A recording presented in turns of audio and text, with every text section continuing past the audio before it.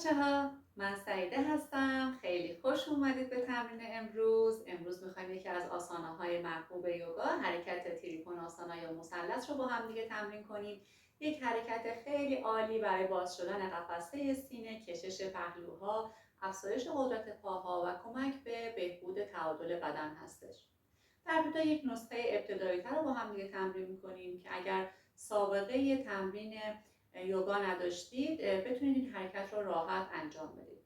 میخوام پاها رو بیشتر از 2 برابر عرض لگن باز کنین، حدوداً 1 متر.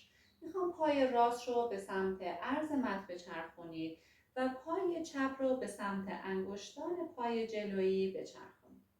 از همینجا میخوام که دستها رو به طرفین باز کنم، یک دم بگیرم و با بازدم به سمت پایین برم و دستم رو روی بلاک یوگا که پشت پای راستم قرار میدم قرار بدم.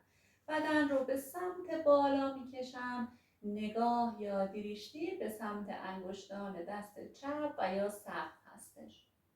به دم و بازدمت آگاه شو، ستون فقراتتو صاف نگه دار، قفسه سینه‌تو باز کن و نگاه به سمت انگشتان دست بالا. دم و بازدم. چند دم و بازدم عمیق تو این حرکت بمون.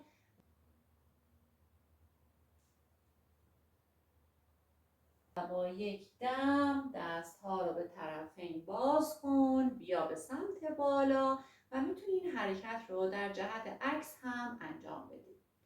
حرکت بعدی، اگر که سابقه تمرین یوگا داری، میتونی بلاکت رو برداری، بلاک رو بذاری کنار.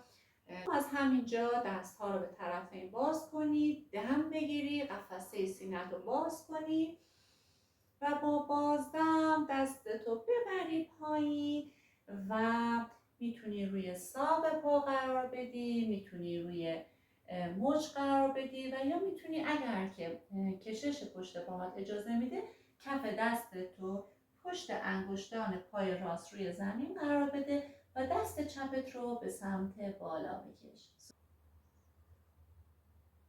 ستون فقرات رو صاف کن و به انگشتان دست بالا نگاه کن، قفسه سینه رو باز کن و چند دم و بازدم عمیق توی این حرکت بمون.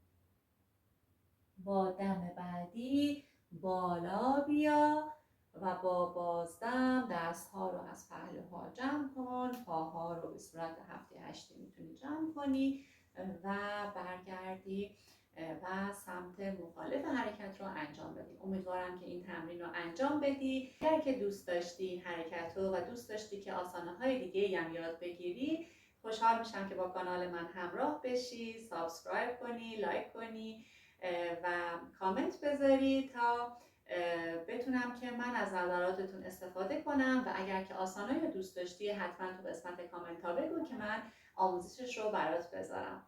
روز خوبی داشته باشین. نماسته.